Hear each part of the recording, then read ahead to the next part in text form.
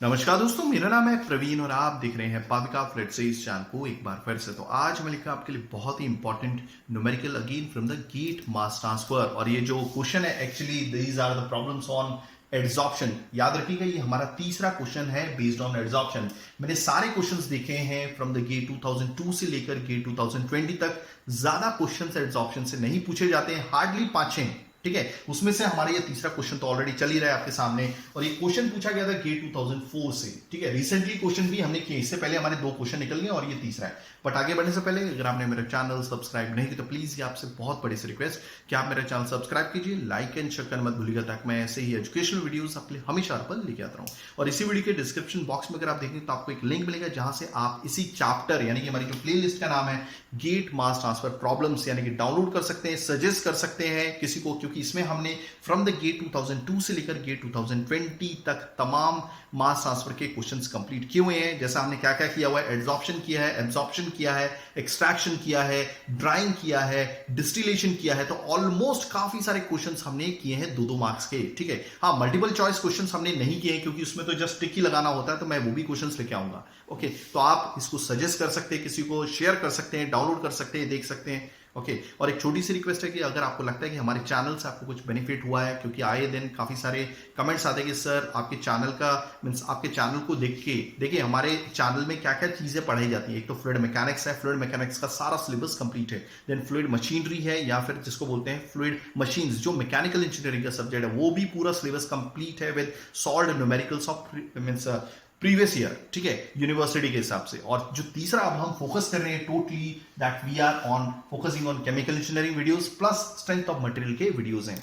तो आपसे एक रिक्वेस्ट है कि अगर आपको लगता है कि हमारे चैनल से आपने कुछ पाया है, काफी एग्जाम मतलब कोई भी यूनिवर्सिटी एग्जाम में आपके बहुत अच्छे मार्क्स आए, तो प्लीज डोनेट कीजिएगा। ये आपके ऊपर आप कितना डोनेट करना चाहते हैं, और इसका लिंक भी डिस्क्रिप्शन बॉक्स में दिया हुआ था। चलिए इस क्वेश्चन को समझते हैं हम अपनी नेटिव लैंग्वेज हिंदी में, साथ में लिखेंगे गिवन डेटा और बनाएंगे डायग्राम। तो इस क्वेश्चन को पढ़ते हैं। That was asked in GATE 2004 chemical engineering. Okay, आगे देखिए। At equilibrium the concentration of water in vapor space, vapour space नहीं है, vapour phase. Let me check, vapour phase लिखा हुआ है या फिर ये वेपर फेज ही है। Okay, in vapour phase C star in KG per metre cube of air space. पहले इसका मतलब समझ लेते हैं, ठीक है। पहले आप देख लीजिए कि देखिए जो डायग्राम है इसका नाम हम दे देते हैं एडसॉर्बर। जो इक्विपमेंट यूज करने वाले हैं एडसॉर्बर, याद रखिएगा एक मटेरियल होता है जिसको एडसॉर्बेंट बोलते हैं, जिसके सरफेस पे कुछ कार्सिनोजेनिक मटेरियल लाइक सपोज पानी में फिनॉल आ गया तो फिनॉल की कॉन्सेंट्रेशन को कम करना है। कैसे करेंगे? एडसॉर्बेंट का यूज करके। सपोज हवा में ह्यूमिडिटी बढ़ गई है, ठीक है, यानी कि हवा में मॉइस्चर बढ़ गया। अब मॉइस्चर को कैसे रिड्यूस किया जाए, ठीक है। एक रूम है, बहुत ह्यूमिड लग रहा है, तो आपने क्या किया, सिलिका जेल उठा के लेके आए, ठीक है। सिलिका जेल को लेकर आए तो वो क्या करेगा, अपनी सरफेस पे मॉइस्चर को बैठाना स्टार्ट कर लेगा और हवा में से मॉइस्चर कंटेंट रिड्यूस होता दिखेगा आपको, ठीक है। आप बाद में मेजर भी कर सकते हैं, तो उसी को आज समझना है। ओके, काफी स्टूडेंट्स को ये नहीं समझ में आता है कि भाई मास रेशियो से कैसे हम मास रेशियो से हम कैसे मटेरियल बैलेंस लिखते हैं, क्योंकि अभी तक आपने मटेरियल बैलेंस जो देखा होगा आइदर वो that is based on mass percentage है, मास परसेंटेज या फिर मोल परसेंटेज।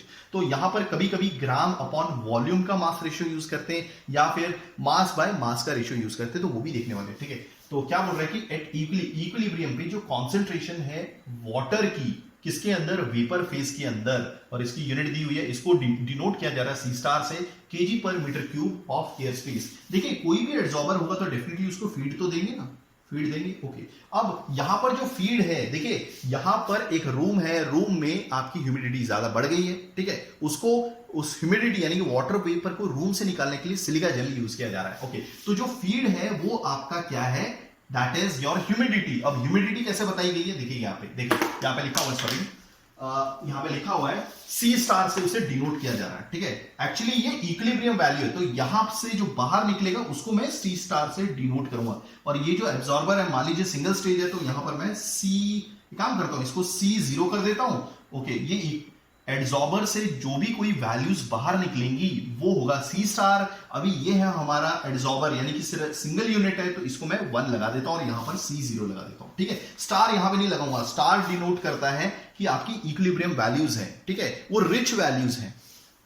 रिच वैल्यूज मतलब उसकी वैल्यू पहले इनिशियली कम थी, अब वो रिच होके मैक्सिमम हो गई। फिलहाल तो यहां पे हम क्वांटिटी रिड्यूस कर रहे हैं उस वाटर वेपर की, तो अब क्वांटिटी रिड्यूस होके जो रिच वैल्यू बनेगी वो होगी हमारी इक्विलिब्रियम वैल्यूज। ओके, तो यहां पे देखिएगा अब ये सी स्टार है क्या, यहाँ पे साफ साफ बताया यानी कि फीड है। फीड क्या है हमारी कि हवा में कौन सी हवा में 1 मीटर क्यूब ऑफ एयर, यानी कि 1 मीटर क्यूब ऑफ एयर में 1 मीटर क्यूब एयर में कितना अमाउंट ऑफ वाटर वेपर है, अमाउंट ऑफ वाटर वेपर। तो ये होता है ना ह्यूमिडिटी, 1 मीटर क्यूब एयर में आपका इतना अमाउंट वाटर वेपर है। तो यही तो बताया हुआ है, ये कॉन्सेंट्रेशन है, ये क्या है, कॉन्सेंट्रेशन है आपकी किसकी, वाटर वेपर की, किसके अंदर, 1 मीटर क्यूब एयर के अंदर, यानी कि मीटर क्यूब ऑफ एयर के अंदर। ओके, तो इसे किससे डिनोट किया जा रहा है, सी स्टार से। याद रखिएगा सी स्टार इक्विलिब्रियम वैल्यूज है, इसलिए सी स्टार यहां पे लिखा है। 1 क्यों लिखा है मैंने यहां पर, क्योंकि ये आपकी 1 यूनिट से, कहने का मतलब है आपकी एक ही स्टेज है ना, सिंगल स्टेज है, सिंगल स्टेज से ये बाहर निकल रहा है, ठीक है। और इसकी यूनिट क्या दी हुई है, KG per metre cube. Okay, तो अमाउंट क्या है, ये केजी में है, याद रखिएगा ये जो अमाउंट है ये केजी में, और ये per metre cube means 1 metre cube. Okay, और ये एयर स्पेस में बता दिया, एयर स्पेस ही है, एयर स्पेस लिख देता हूं पूरी तरह से। ओके, तो सेम यूनिट यहां पर भी आएगी, तो यहां पे होगा amount of water vapour, okay, in kg upon 1 metre cube of air space. ये क्लियर हो गया। ओके, अभी तक हमने कुछ एक्स्ट्रा नहीं लिखा हुआ है। ओके, आगे बढ़ते हैं।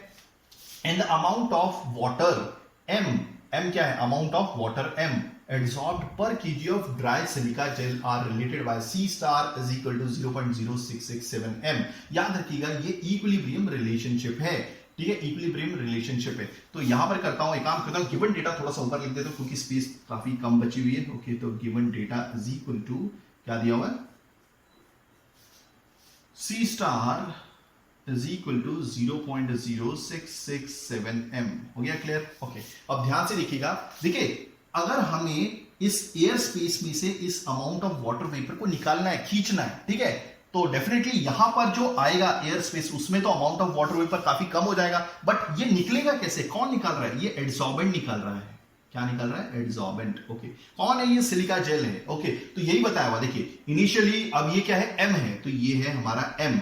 अभी इसने एंटर नहीं किया है, तो एक काम करते हैं, इसको m0 कर लेते हैं, ठीक है। अभी क्या है, ठीक है, यानी कि 1 केजी ड्राई सिलिका जेल में, ड्राई सिलिका जेल में, ठीक है, कितना अमाउंट ऑफ वाटर वेपर है, अमाउंट ऑफ वाटर वेपर है। अगर आपको ये चीजें समझ में आ जाती तो the question is very easy. Okay, यहां पे लिखा हुआ है and the amount of water m, यही तो है। अभी इनिशियली इसने एंटर नहीं किया है वो स्टेज 1 में, इसलिए m0 कर दिया है।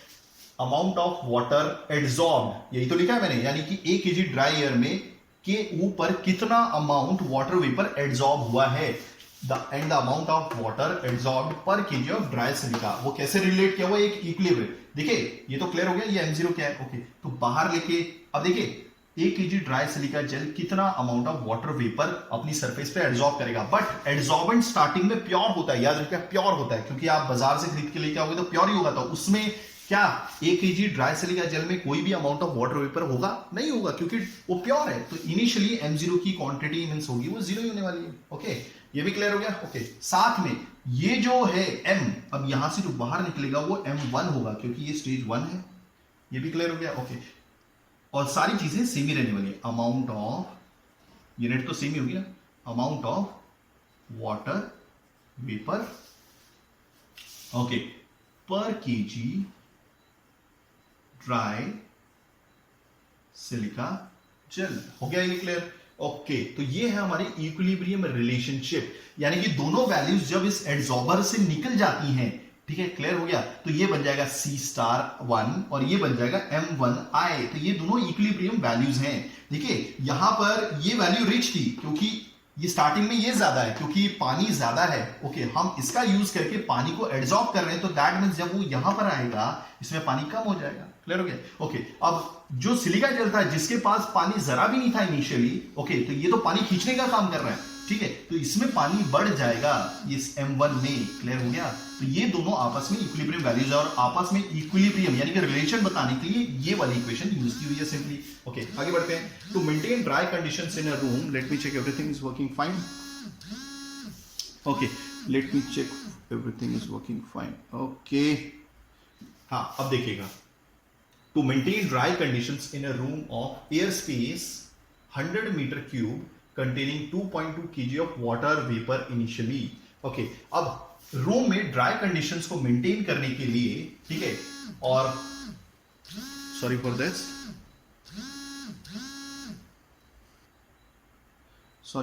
Okay, to maintain dry conditions in a room of airspace 100 meter cube containing 2.2 kg of water vapor initially. ठीक है, अब देखिएगा, अगर एक रूम में, देखिए ये जो ह्यूमिडिटी है ये एक रूम में है, अगर इसी रूम में हमें ड्राई कंडीशंस मेंटेन करनी है एक रूम के अंदर, क्लियर हो गया? ओके, अब जिसका वेपर स्पेस दिया हुआ है, जिसका वेपर स्पेस नहीं एयर स्पेस दिया हुआ है 100 मीटर क्यूब, या फिर बोल सकते हैं कि एक रूम है जिसके अंदर ये एयर स्पेस है, ठीक है, कितनी है ये, that is your, they have given air space कितनी है, ये भी लिख लेते हैं।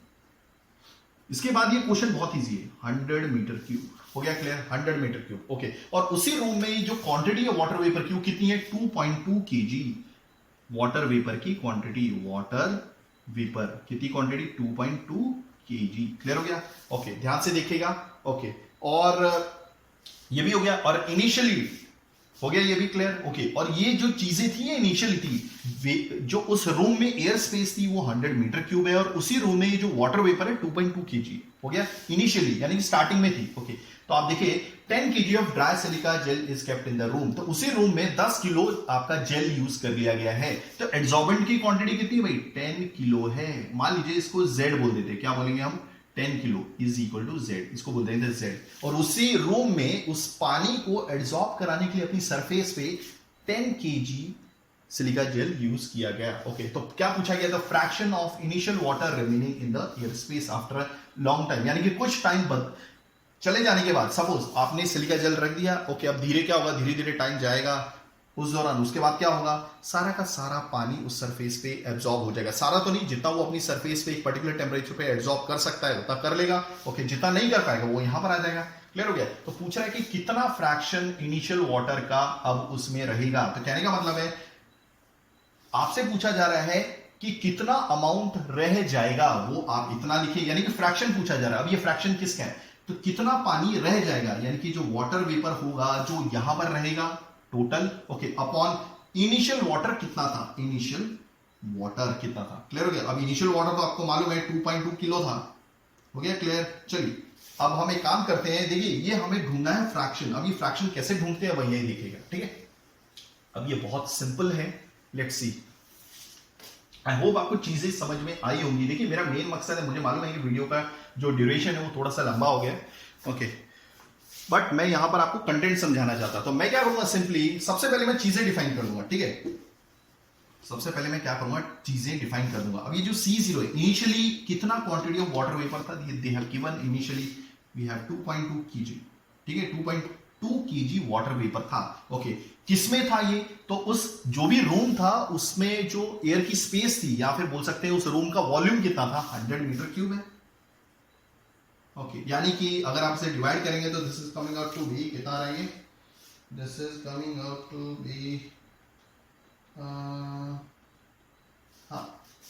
0.022 kg water vapour per metre cube of air space. अभी देखिए मैंने डिवाइड नहीं किया तो मैं डिवाइड कर देता हूं, ठीक है, यानी कि 1 मीटर क्यूब एयर स्पेस में 0.022 kg वाटर वेपर है, क्या मैंने सही लिखा है, या 0, ये क्लियर हो गया? अगर आपको ये क्लियर हो गया तो देन इट इज फाइन। दूसरी चीज, एड्सॉर्बेंट ने किसको एड्सॉर्ब करना अपनी स्पेस पे, अमाउंट ऑफ वाटर वेपर को, यानी कि वाटर वेपर को करना है, इसने एयर स्पेस को थोड़ी ना करना है, एयर को थोड़ी ना करना है, तो जो एयर यहां पर होगी 1 मीटर क्यूब की एयर, वही 1 मीटर क्यूब की एयर यहां पर भी होगी, सिंपली, ओके। अब यहां पर एक्चुअली इनिशियली कितना था, उस रूम के वॉल्यूम कितना था, यानी कि उस रूम के अंदर कितना एयर स्पेस था, 100 मीटर क्यूब, कहने का मतलब है मेरा 1 मीटर क्यूब नहीं था, 100 मीटर क्यूब स्पेस आपका एयर का यहां पर भी रहेगा, हो गया क्लियर? ओके, अब जो 10 केजी आपका ड्राई सिलिका जेल है जो इनिशियली प्रेजेंट था, ठीक है, वो यहां तो नहीं जाने वाला, ओके, वो कहां जाएगा, वो यहां पर भी 10 केजी, क्योंकि एड्सॉर्ब किसने करना है, इसी ने करना है ना, 10 केजी ने, ओके, तो 10 केजी आपका ये सिलिका जेल यहां पर भी रहेगा, हो गया क्लियर? ओके, तो चलिए सबसे पहले करते हैं मटेरियल बैलेंस ऑफ किसका, मटेरियल बैलेंस किसका करने वाले हैं हम, ये क्या बोलते हैं आपका वाटर वेपर का, वाटर वेपर का। सबसे पहले मैं ये काम करूंगा कि ये जो मटेरियल बैलेंस है मैं लिख देता हूं, ठीक है, material balance of water vapour. अब देखिए कैसे लिखना है, Again, a phone is coming. That's why some problem is there. Okay, sorry for this. Okay, तो देखिए C0 सबसे पहले मैं लिख देता हूं, आपको समझाऊंगा कि मैंने कैसे लिखा. ठीक है, C0 into 100, ध्यान से लिखिएगा. ठीक है, plus okay, then your M0 into Z. Okay, clear हो गया. ओके, इक्वल टू सबसे एक चीज बताना चाहता था कि देखिए एड्सॉर्बर को दो लाइनें इनपुट है, एक ये इनपुट है, एक ये इनपुट है, और आउटपुट क्या है, ये है एक आउटपुट और ये है एक आउटपुट. ठीक है, so therefore input is equal to output. हो गया, क्लियर हो गया. ओके, आगे देखिएगा, आगे हमने क्या लिखा है ये. ओके, दिस इज योर, हाँ ये इनपुट हो गया, इनपुट के हिसाब से अभी आउटपुट लिख रहा हूं. ये जो था इसके हिसाब से लिखा, ये जो था हमने इसके हिसाब से लिखा, अभी इसके हिसाब से लिखता हूं. ओके, आप चाहे तो इसके हिसाब से लिख सकते हैं पहले, या फिर इसके हिसाब से लिख सकते हैं, क्योंकि आउटपुट है तो आउटपुट के हिसाब से अगर ये लिखे या ये लिखे एक ही बात है पहले. ओके, तो मैं इसके हिसाब से लिख देता हूं. Therefore this is your Mi into Z. Okay, plus your Ci star into that is your 100. Okay, ये लिखा कैसे, अब ये थोड़ा सा गौर करने लायक है. ठीक है, सबसे पहले इस पे फोकस मारते हैं. ये कहां से आया, यहां से आया. तो ये देखिए ये रिलेशन है हमारे पास. ठीक है, यानी ये रिलेशन यहां से आया. Okay, 1 metre cube of air space के पास, 1 metre cube of air space के पास कितना क्वांटिटी आपका 0.02 क्या बोलते हैं वाटर वेपर है. तो ये है 0.022 kg वाटर वेपर. हो गया ये. ओके, तो आपको मालूम है अगर ये रिलेशन से हमने ये लिख लिया, यानी कि 1 metre cube of air space के पास कितना क्वांटिटी वाटर वेपर है, तो टोटल क्वांटिटी कितनी है हमारे यहां पर, कितनी है एयर स्पेस की, वो है 100 metre cube. Initially 100 metre cube थी. 100 मीटर क्यूब के हिसाब से हमारे पास कितना वाटर वेपर रहेगा, सिंपली. तो यही तो होता है मास रेशियो, यानी कि मास रेशियो का यूज किया हमने मेटल बैलेंस निकालने के लिए. तो मैं क्या करूंगा, सिंपली 0.022 kg वाटर वेपर मैंने यहां पे लिखा. ओके, ये वाली क्वांटिटी नीचे लिखी, 1 metre cube of air space. Okay, multiply by, let me change by this one.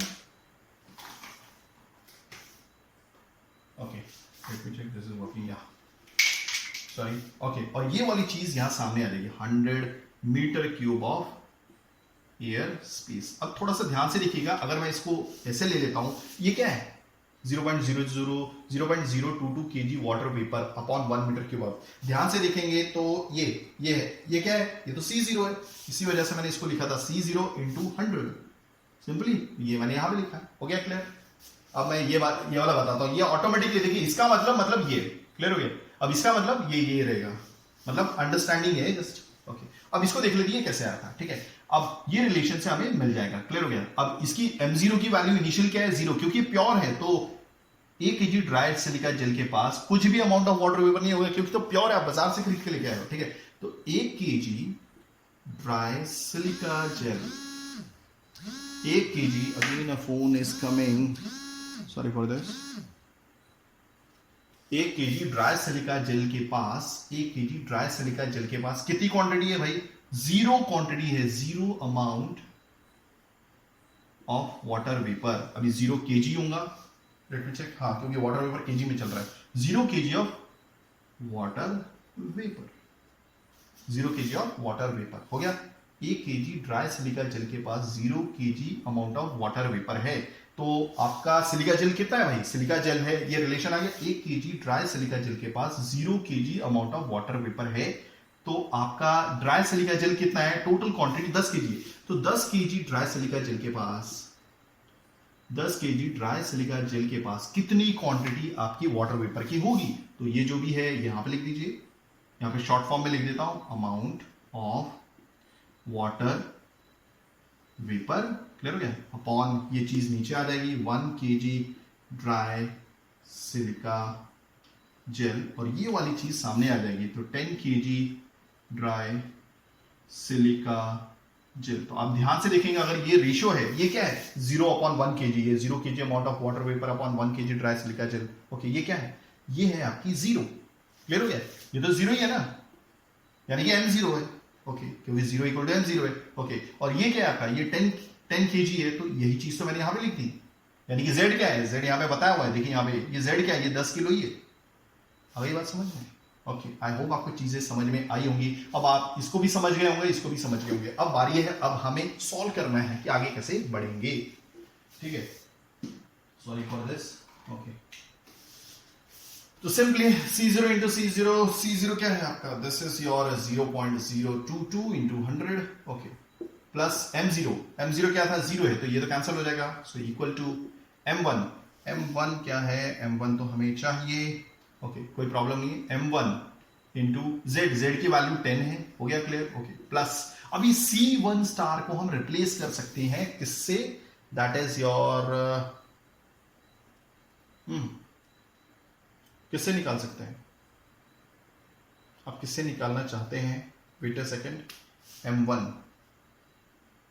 Okay, no problem, okay, ये देखिए अब ये जो C1 है हम इसको रिप्लेस कर सकते हैं, देखिए ये जो इसी को यूज करके, देखिए ये तो एक नॉर्मल हमारा क्या है, एक रिलेशन है, ये हमारा नॉर्मल रिलेशन है, इसी को यूज करके हम हर एक स्टेज के हिसाब से रिलेशन लिख सकते हैं, जैसे अगर हमें फर्स्ट स्टेज के लिए लिखना है क्योंकि इक्विलिब्रियम रिलेशन है, तो ये कुछ इस तरह से दिखेगा, C1 star is equal to 0.0667 M1, clear हो गया, तो ये C1 स्टार को मैं किससे रिप्लेस कर दूंगा, M1 से रिप्लेस कर दूंगा, लेट मी चेक, वैसे मैंने M1 निकाला है, कुछ और निकाला है, मैंने क्या निकाला होगा,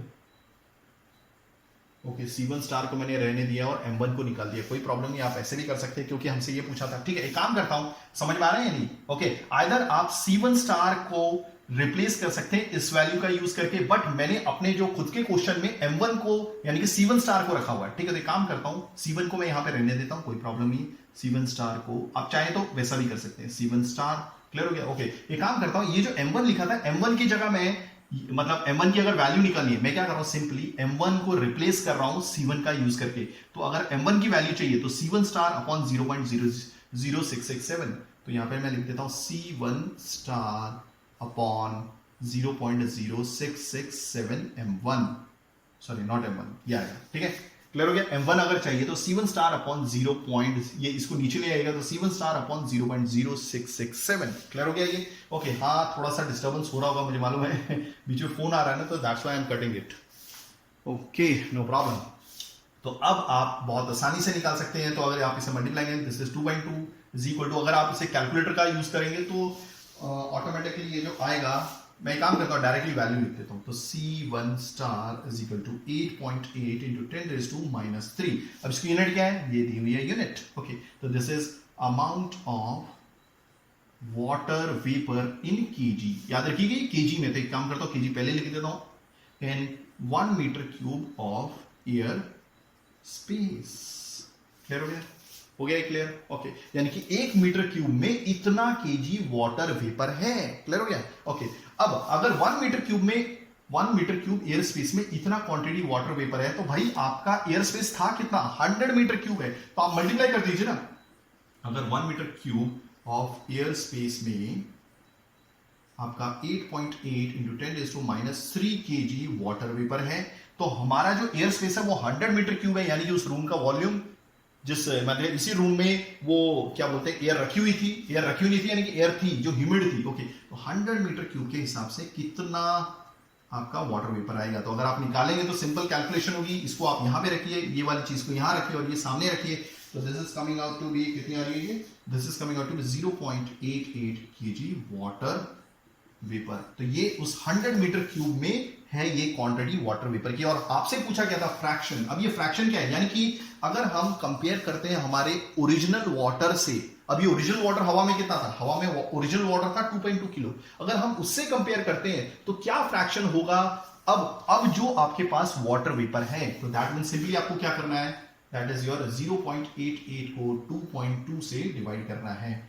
विच is coming out to be 0.4, ये फ्रैक्शन है, अगर आप ओरिजिनल वाटर की क्वांटिटी से कंपेयर करते हैं, कौन से वाटर को, देखिए ये भी वाटर है जो इनिशियली प्रेजेंट था और ये भी वाटर है जो अब जाके प्रेजेंट है 100 मीटर क्यूब एयर में, क्लियर हो गया, ओके, तो हम क्या कर रहे हैं, ओरिजिनल वाटर से कंपेयर कर रहे हैं, कौन सा, जो अब पानी है आपका 100 मीटर क्यूब के एयर में, तो अगर हम वेट फ्रैक्शन देखना चाहते हैं कि अगर ओरिजिनल वाटर से हम कंपेयर करते हैं तो जो फ्रैक्शन होगा दैट विल बी 0.4, तो आई होप आपको चीजें समझ में आएंगी, काफी डिस्टर्बेंस हुई, sorry for this, okay, next time से मैं एक काम करूंगा कि मैं उसे ऑफ मोड में डाल दूंगा, so there will be no problem in that, okay, तो थैंक्स फॉर वॉचिंग, धन्यवाद, थैंक यू।